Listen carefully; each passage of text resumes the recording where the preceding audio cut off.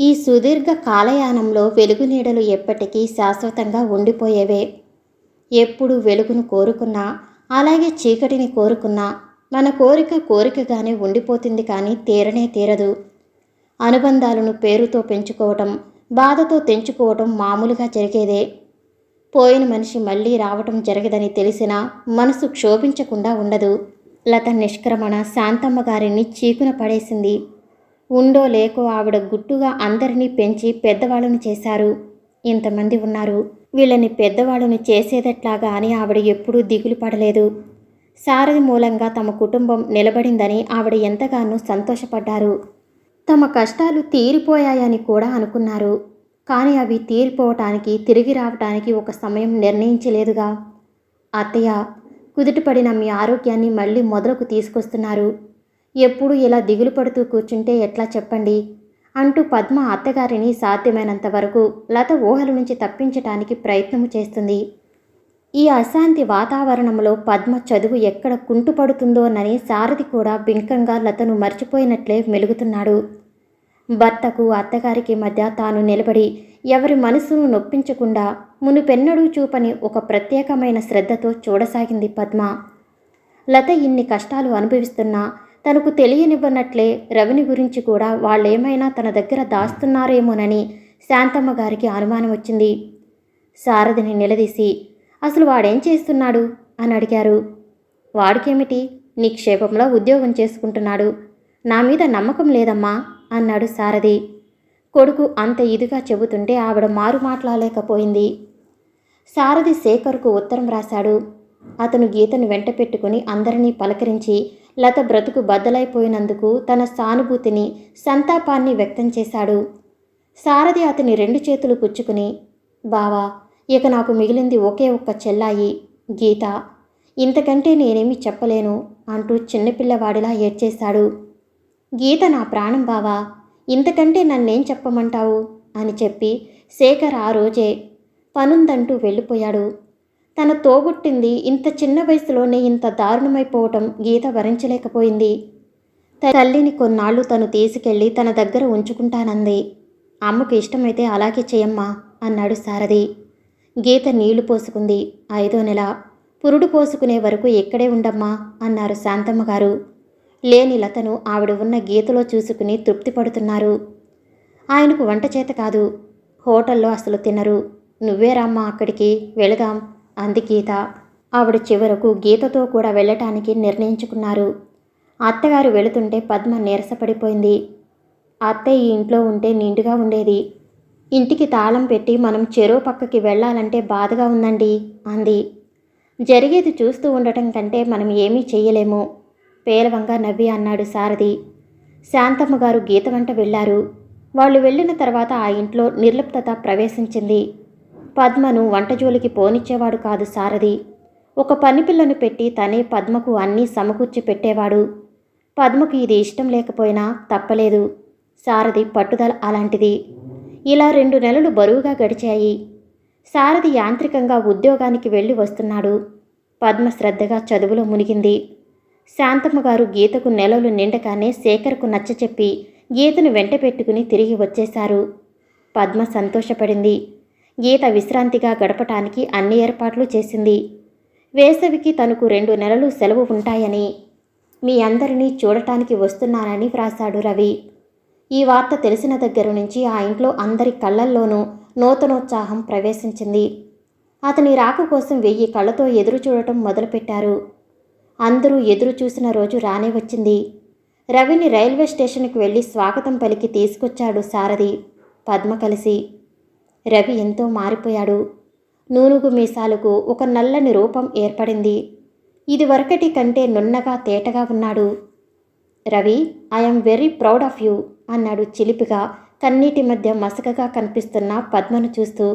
ముందు వదిన్నేనయ్యా, ఇప్పుడు డాక్టరమ్మను కాదు కదా అంది పద్మ. అమ్మ, లత, గీత, బావలు అందరూ బాగున్నారా అన్నాడు కారులో కూర్చోగానే.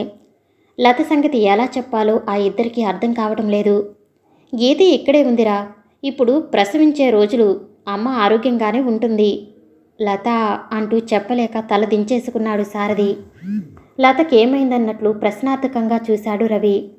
సారథి చెప్పలేక చెప్పాడు జరిగినదంతా. రవి కంటతడి పెట్టలేదు. అప్పుడే అతనికి మిలిటరీ గుండె గట్టితనం అలవడినట్లుంది. శ్యామలరావు ఎక్కడున్నాడిప్పుడు? అలాంటి వాణ్ణి సజీవంగా సమాధి చెయ్యాలి.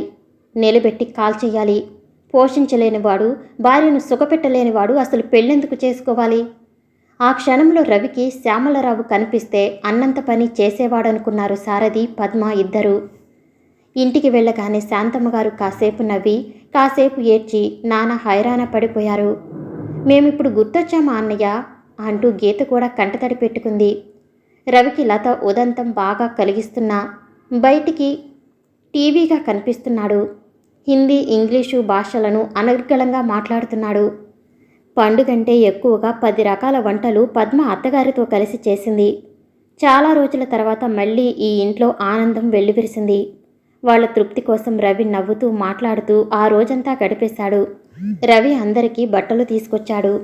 వాటిని పంపిణీ చేయగా లత కోసమని తీసుకొచ్చిన వాటిని మాత్రం అసలు బయటికి తీయకుండా పెట్టెలోనే ఉంచాడు. అందరూ నూతన వస్త్రాలతో ముస్తాబయ్యారు. రవితో పాటుగా అందరికీ ఆనందంగా ఉంది ఆ రోజు. లత లేని లోటు మాత్రం అందరిలోనూ పరోక్షంగా కనిపిస్తూనే ఉంది. గీతకు ఆ రోజునే నొప్పులు ప్రారంభమయ్యాయి. తొలి కాన్పు హాస్పిటల్లోకి తీసుకెళ్దాం అన్నాడు సారథి. శాంతమ్మగారు ఏమీ అక్కర్లేదురా అనటంతో పద్మ కూడా ఏమీ అనలేకపోయింది. కాలేజీకి వెళ్లటం మాని దగ్గరే కూర్చుంది. సారథి, రవి ఎప్పుడు ఏమి అవసరం వస్తుందోనని ఎక్కడికి వెళ్లకుండా ఇంటి పట్టునే కూర్చున్నారు. గీత రాత్రి 10 గంటలకు సుఖప్రసూతి అయ్యింది. ఆడపిల్ల పుట్టిందని తెలియగానే లతే మళ్ళీ ఈ ఇంట్లో పుట్టిందేమో అనుకున్నారంతా. సారథి మాత్రం అలా అనుకోలేదు. లత విరక్తితో చచ్చిపోయింది. మళ్ళీ పుట్టాలనే కోరిక ఆమెలో ఉన్నట్లుగా కనిపించదు. ఆమె జన్మ రాహిత్యాన్ని కోరుకుంది. మన ఇంట్లో ఎందుకు పుడుతుంది అనుకున్నాడు తనలో. శేఖర్ వచ్చి కూతుర్ని చూసి వెళ్ళాడు. గీత భర్త వచ్చినప్పుడు, ఏమండి మన పాపకు లత పేరే పెట్టుకుందాం, మీకిష్టమేనా అంటూ తన కోరికను వెల్లడి చేసింది. అతను తన సమ్మతిని తెలియచేశాడు. ఏమిటో మన పిచ్చి గాని, చావు పుట్టుకలు మన చేతుల్లో ఉన్నాయా? సారథి స్వాగతం పలుక్కున్నాడు. సెలవులు పూర్తి కావడంతో రవి మళ్ళీ ఏడాదికి వస్తాను అని చెప్పి వెళ్ళిపోయాడు. అందరూ అతనికి కన్నీటితో వీడ్కోలిచ్చారు. 3 సంవత్సరాల తర్వాత దేశ కాలమాన పరిస్థితులు ఎంతగానో మారిపోయాయి. ధరలు విపరీతంగా పెరిగిపోయాయి. నిరుద్యోగం విలయతాండవం చేస్తుంది. ఇవి దేశానికి సంబంధించిన విషయాలు. మరి సారథి కుటుంబంలో కూడా బోలెడు మార్పు కనిపించింది. రవి 2 సార్లు మళ్ళీ వచ్చి వెళ్ళాడు. పద్మ ఎంబీబీఎస్ డిగ్రీ పుచ్చుకుని 1 సంవత్సరం ఒక ప్రముఖ డాక్టర్ దగ్గర పనిచేసి ఆ తర్వాత తానే స్వయంగా ప్రాక్టీసు ప్రారంభించింది. సారథి ఉద్యోగం చేస్తున్నాడు కానీ దాని మీద అతనికి విసుగు పుట్టింది. గీత మళ్ళీ నీళ్లు పోసుకుంది. శేఖర్ జీవితం ఎప్పటిలా సాఫీగా గడిచిపోతుంది. అతని కోరికలు పరిమితమైనవి. అందువల్లనే సుఖపడుతున్నాడు. శాంతమ్మగారు పద్మ కడుపు పండితే చూసిపోదామని ఎదురుచూస్తున్నారు. కూర్చోండి, ఈ రోజంత ముందుగానే వచ్చేశారే? రావాలనిపించింది, వచ్చేశాను. ఏం తప్ప? అదేమిటండి అలా అంటారు? మీ రాక నాకు సంతోషమే కానీ. చాలు చాలు, బయట బోలెడు మంది పేషెంట్లు ఉన్నారు. నిజమే, మీరు ఈ మ్యాగజైన్ చూస్తూ కూర్చోండి. సారథి మ్యాగజైన్ తిరగవేస్తున్నాడే కానీ అతని దృష్టంతా పద్మ చుట్టూ తిరుగుతుంది. పర్వాలేదమ్మా, ఈ ఇంజెక్షన్తో తగ్గిపోతుంది. మందు జాగ్రత్తగా వాడండి. నా ఫీజు సంగతి తర్వాత, ముందు జబ్బు తగ్గనివ్వండి. మీరు ఇలా 2 రోజులకు ఒకసారి మీ ఇష్టం వచ్చినట్లుగా వస్తుంటే జ్వరం తగ్గుతుందని నేను గ్యారంటీ ఇవ్వలేను. మీకు ఏ జబ్బు లేదు, అనుమానం తప్ప. అనవసరంగా డబ్బు ఖర్చెందుకు చెప్పండి. 1 గంట తర్వాత పద్మ సారథి కూర్చున్న గదిలోనికి వెళ్ళింది. చెప్పండి, ఐస్ క్రీమ్, కూల్ డ్రింక్స్ ఏం తీసుకుంటారు అంది తీరుబడిగా అతనికి ఎదురుగా కూర్చుంటూ. ఏమీ వద్దు, నువ్వు కావాలి. అబ్బా చెప్పండి, నీ ఇష్టం. పద్మ ప్రాక్టీసు మొదలుపెట్టి సంవత్సరమే అయినా మంచి పేరు తెచ్చుకుంది.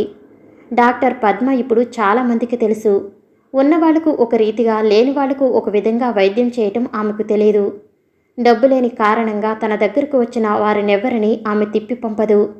తన వల్ల కాని కేసులు జోలికి అస్సలు పోదు. ఫలానా వాళ్ళ దగ్గరకు వెళ్ళండి అని చెప్తుంది. ఆమె దగ్గర ఒక కాంపౌండరు, ఒక నర్సు పనిచేస్తున్నారు. 10 గదులున్న ఒక బిల్డింగును అద్దెకు తీసుకుంది. సహనశీలత, దయాగుణము పద్మను ఇట్లే 10 మంది నోళ్లలో పడవేశాయి. ఆమె హస్తవాసి మంచిదని పేరు కూడా వచ్చింది. డాక్టర్ పద్మ ఇప్పుడు చాలామందికి తెలుసు. పెద్ద పెద్ద వాళ్లతో పరిచయం ఏర్పడ్డాయి. దాంతో పలుకుబడి కూడా పెరిగింది. సారథి ఆమె అదృష్టానికి పొంగిపోయాడు. పట్టుదలతో కృషి చేస్తే మనిషి సాధించలేనిది ఏమీ లేదనే ఒక నమ్మకం అతనిలో నాటుకుపోయింది. తనలో లేని సాహసము, పట్టుదల పద్మలో ఉన్నాయి. మొదటి నుంచి పద్మ తను అనుకున్న వాటిని సాధిస్తూనే ఉంది. ఆమెలో ఉన్న సమర్థత తనలో లేదేమో. సారథికి తను పీయూసీ చదివే రోజులు జ్ఞప్తికి వచ్చాయి. తను కూడా అప్పుడు డాక్టరో ఇంజనీరో కావాలని అనుకున్నాడు. కానీ అది అత్యాశ. నీకు చదివే సమర్థత ఉన్నా ఆర్థిక శక్తి మాత్రం లేదు అని పరిస్థితులు తనను నిరుత్సాహపరిచాయి. అంతే. తన జీవితం ఎన్ని మలుపులు తిరిగి ఇక్కడికి వచ్చిందో. ఇప్పుడు తనకు ఏ లోటు లేదు. కానీ ఇప్పుడిప్పుడే ఏదో బలహీనత తనలో బయలుదేరుతుంది. దీనికి కారణం ఏమిటి? ఏమో. తనలో ప్రవేశించిన బలహీనతను నిరోధించటానికి సారథి ప్రయత్నిస్తున్నాడు. పద్మ అప్పటికీ ఇప్పటికీ అలాగే ఉంది. వీరు నా భర్త, నేను డాక్టర్ని కావటానికి వీరి ప్రోత్సాహమే కారణం అంటూ ఆమె అతనిని ఎందరికో పరిచయం చేసింది. క్రమంగా సారథిని అందరూ డాక్టర్ పద్మగారి భర్తగా గుర్తించడం మొదలుపెట్టారు. అదే సారథికి బాధ కలిగించసాగింది. తనను తనుగా గౌరవించేవారు లేరా? పద్మ భర్తగా మాత్రమేనా తను ఇక ముందు బ్రతికేది? ఇలా బ్రతకటం తనకు సాధ్యమా అన్న సందేహం సారథి మెదడులో చేరి అతనిని వేధిస్తుంది. అతను పద్మ కోసం హాస్పిటల్కి వెళ్ళినప్పుడు ఎంత బిజీలో ఉన్నప్పటికీ పద్మ అతనిని కళ్ళతో సాదరంగా ఆహ్వానిస్తుంది. మీరు భర్తగా లభించడం నా అదృష్టం. లేకపోతే నేను ఏ మూలను ఉండేదాన్ని. నా భావాలకు, ఆశయాలకు విలువ లేకుండా పోయేది. ఆమె సారథికి ఎప్పుడూ కృతజ్ఞురాలై ఉంటుంది. తను సాధించలేని దానిని పద్మ సాధించిందనే అసూయ అతనిలో ఏమైనా జనించిందా? సారథి ఆత్మ విమర్శన చేసుకున్నాడు. ఆమె ఇంకా అభివృద్ధి సోపానాల మీద పరుగులు పెట్టాలనే అతని కోరిక. మరి అసూయపడే ఆస్కారం ఎక్కడుంది? ఒక మేరకు స్థిరపడిన తర్వాత మనిషి జీవితం మరో మలుపులోనికి పాదం పెడుతుంది. ఆ మలుపులో ఎదురయ్యే సమస్యలన్నీ మనిషి అంతరంగానికి పరీక్షలు పెట్టేవే. అప్పుడు వాటి ప్రభావానికి లోను కాకుండా ఉండటమే కష్టం. అలా ఉండగలిగిన మనిషి దృఢ చిత్తుడు, స్థిర సంకల్పం కలవాడు అవుతాడు.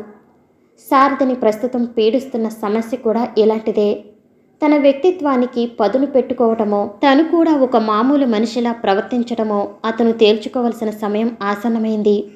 అతను ఇలాంటి వ్యర్థమైన సమస్యతో కుస్తీ పడుతున్నాడని పద్మ గ్రహించలేకపోయింది.